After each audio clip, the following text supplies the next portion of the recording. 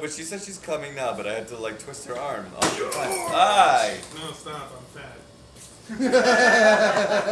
It's much better. This is what Chabad Bushwick is.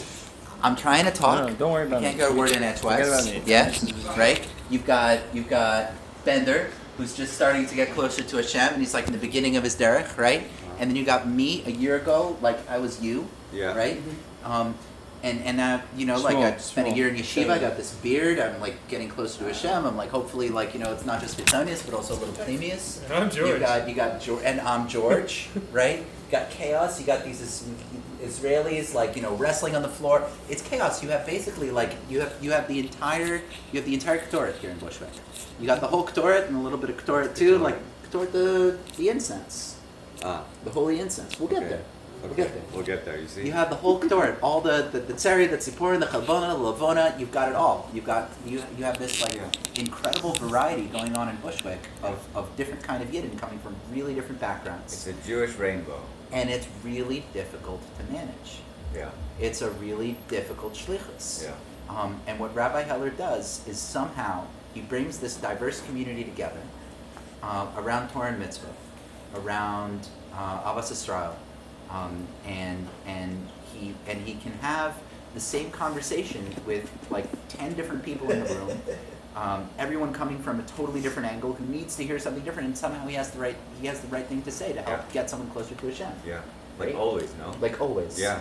Like always. And not just, doesn't even look like it's hard for him. He does it like fluently. Seamlessly. Yeah. Seamlessly, yeah. Yeah.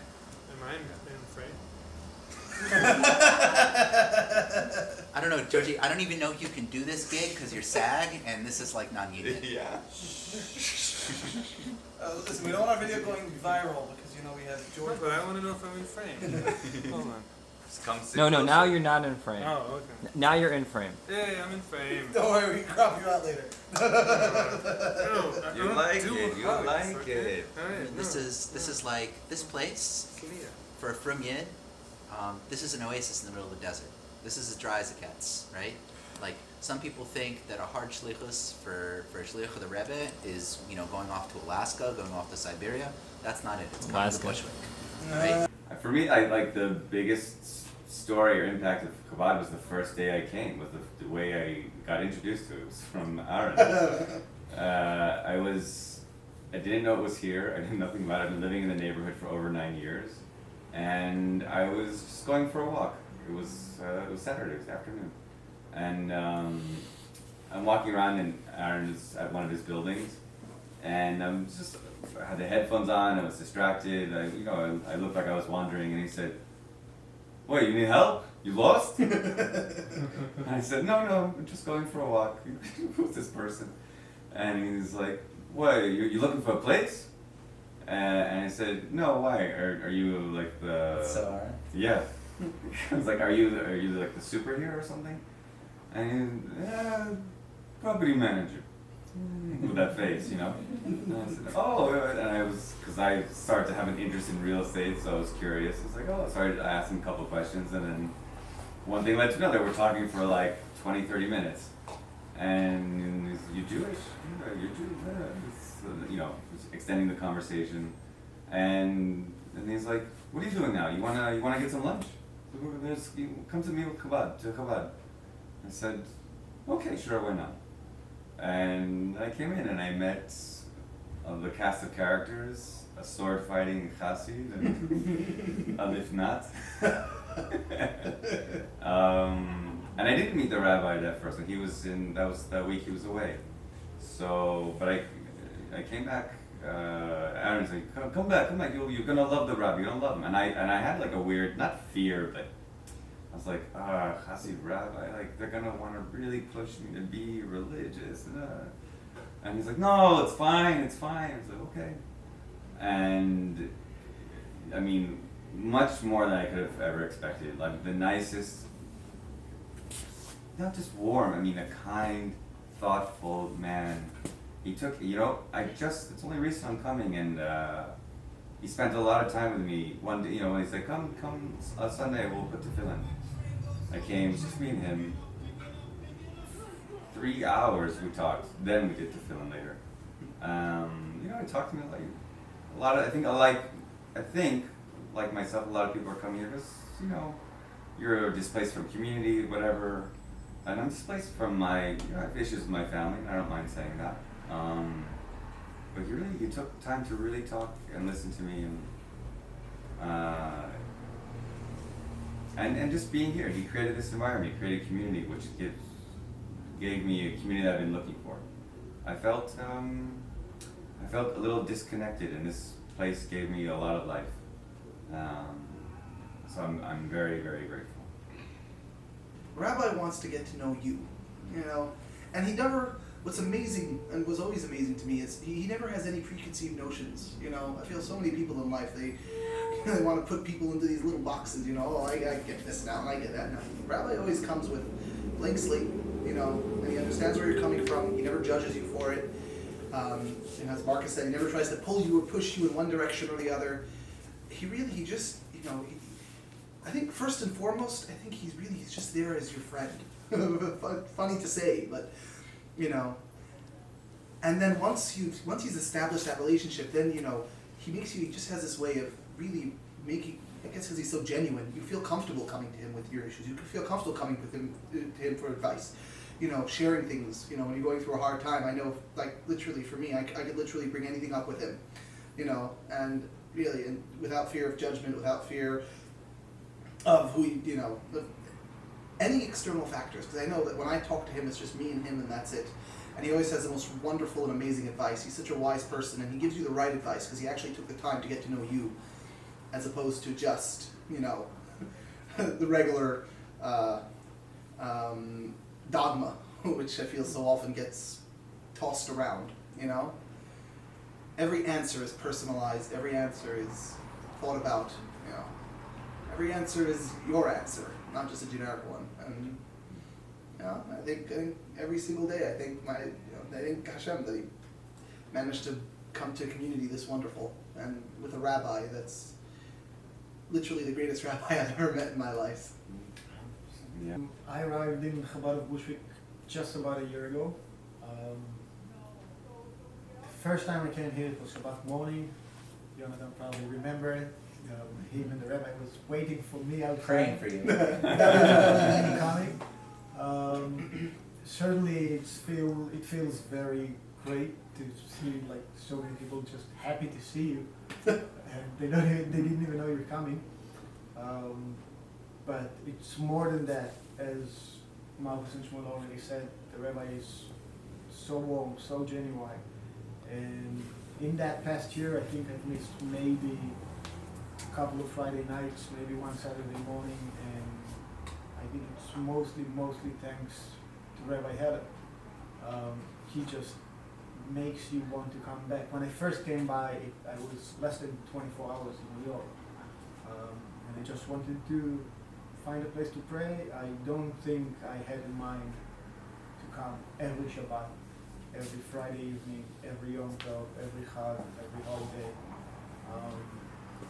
And it just happened that way because it's so nice.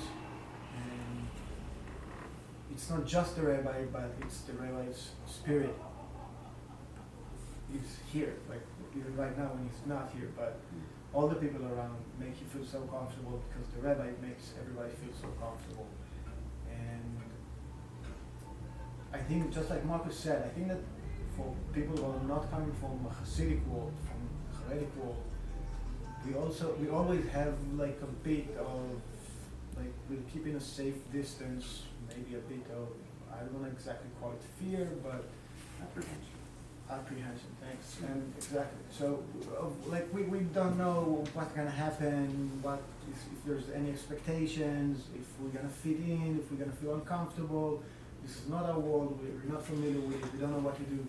And really, with the rabbi, it's amazing how all of these just disappear the moment you set foot in. You just feel comfortable right away, and that, I think, what makes people come over and over again, and even from sometimes travel some distances and really make an effort to be here and to fit in. And as I said, when I first came, I was completely new to New York. I didn't even know what Bushwick is or what kind of characters I'm gonna meet around. And after a while, when I learned about this neighborhood and this place, and meeting all different kind of characters, a lot of times I ask myself, why does he even do it? Why does he need this headache? Deal with all this, like, it's a headache. Yeah. To put it in a very nice way, it's a big headache. We deserve a badge. We are headaches. Yes. Exactly, yeah, and like, not just... Aaron alone. I didn't want to name but some people here, some more, some less, some has just passed through for a short periods of time, some a little longer, but definitely a lot to deal with. And he's doing it so kindly, so effortlessly. It's just fun. I really can go like long at like I can keep talking. Okay, we have space. I heard from this shiksa I was dating 7 years ago that they opened up a Chabad, and she thought it was like really funny, they're Jewish, and she kind of jokingly sent this text message to me. So like, are you going? So obviously I said yes, and I showed up. I'd never been in a real shul before, but I've always been really connected to my Jewish roots, and I came in, and it was it was like really convenient, like right here in the middle of Bushwick. It's like the last thing you'd expect to find in a neighborhood like Bushwick, but Rabbi Heller was here, and I came for Yom Kippur. And I thought, that was like this really beautiful spiritual experience, and I fasted, which I hadn't done before. It was like my first time fasting, so I fasted for Yom Kippur, and then it was like, all right, thanks Rabbi Heller, thanks God, this was like a really cool 24 hours, but I'll see you next year, and then I came the next year for Yom Kippur, and the rabbi remembered me. He recognized me, and he's like, "Yeah, Jonathan." It's like, "You know my name, man." And I was like, "Here once," and I stayed for Yom Kippur, and then I left for another year, and then the third year I came, and he says, "You think you might want to come for a Shabbos once?" I was like, "Okay." So I came for one Shabbos, and that was it. And then another year passed, and it was kind of like, I was.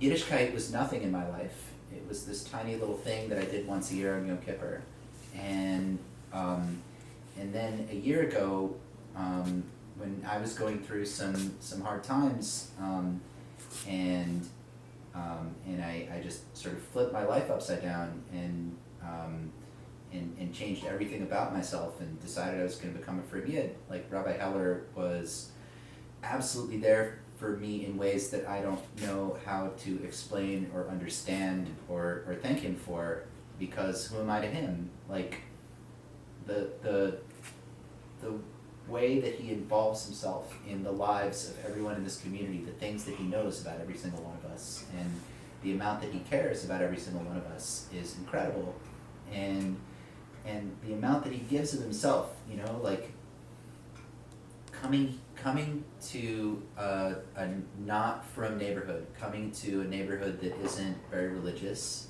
and bringing his family on Shabbos, like every week, and coming here twice a week for like Torah classes, and picking up the phone at 6 a.m. when some crazy guy gives him a call and wants to talk to the Abishter, like the stuff he puts up with. It's just like I don't understand. I just don't have words to describe it. There's I don't know how to put my gratitude into words. I don't know how to explain what it is that makes a person give of themselves in such an incredible way, so completely. It's beyond my understanding. It's outside of anything I can even begin to comprehend, but I am eternally grateful for everything that Rabbi Heller has done for me and for this community. Oh, you know, he's a great rabbi, but his brother, come on, that guy gets the beard and everything, celebrity Mike. I'm joking. Alright, so I,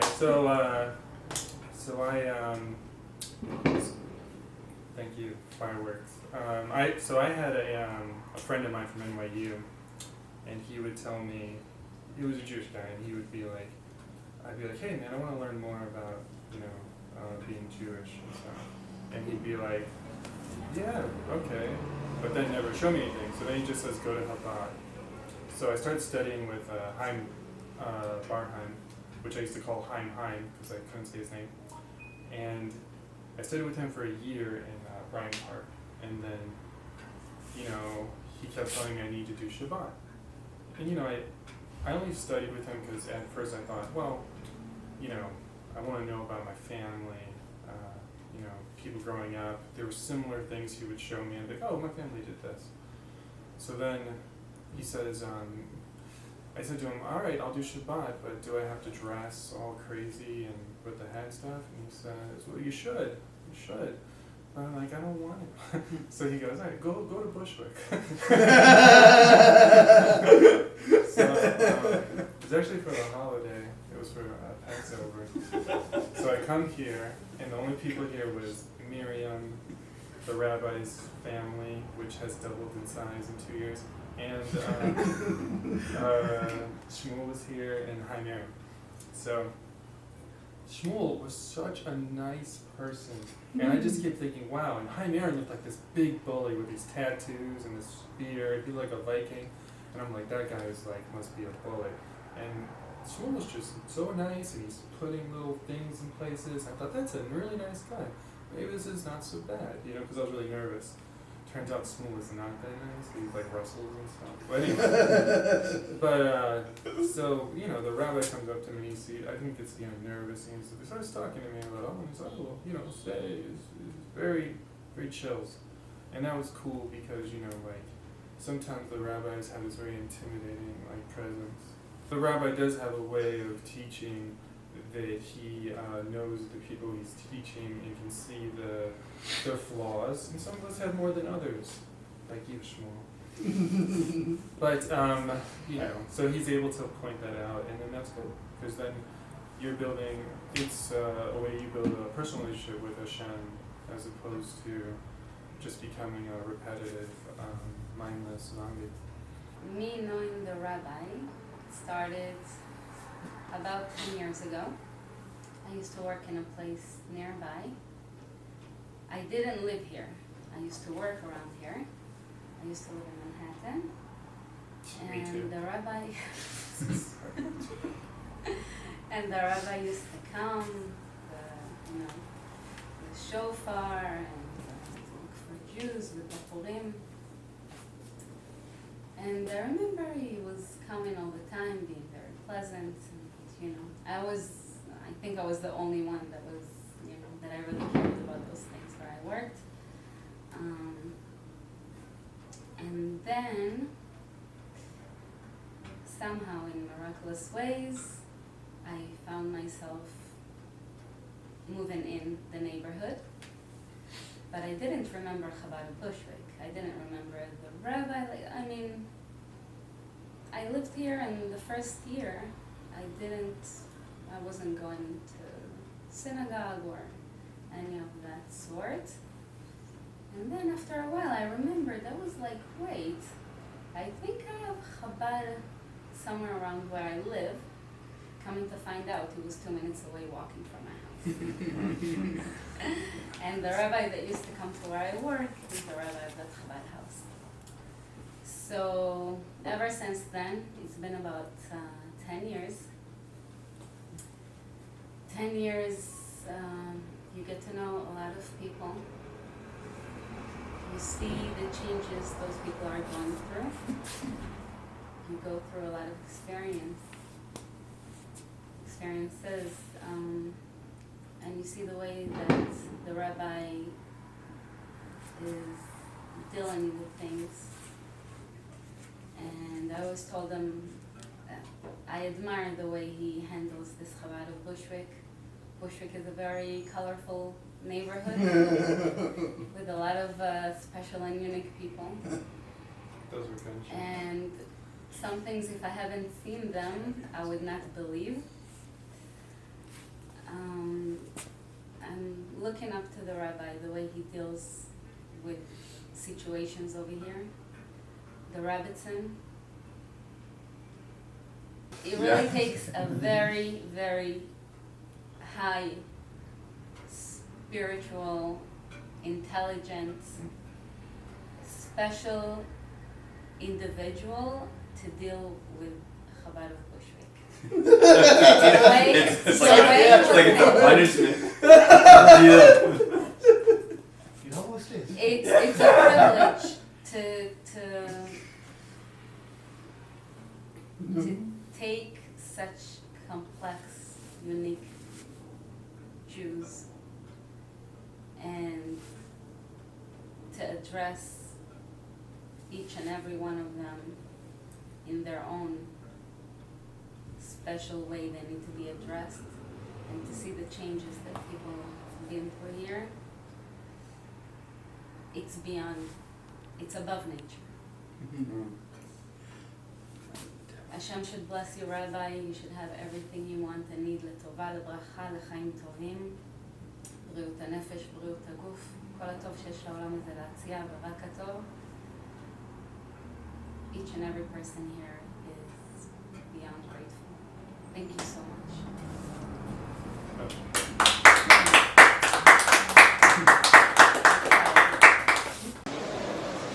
Hi, Rabbi Heller. Hi. We're here in Eretz Israel on Gimel Tammuz. We wanted to wish you a happy birthday, Mazal Tov. Thank you for all you do for us, for the community of Bushwick. We have some friends here who want to say happy birthday to you. Mazel tov, alat hatzlacha in all things. Mazel tov from Shlomo Rizel, Shliach from Hebron. And this is Rabbi Latkovsky and I'm Shlomo Rizel. Wish you all best. Happy birthday, Rabbi Heller.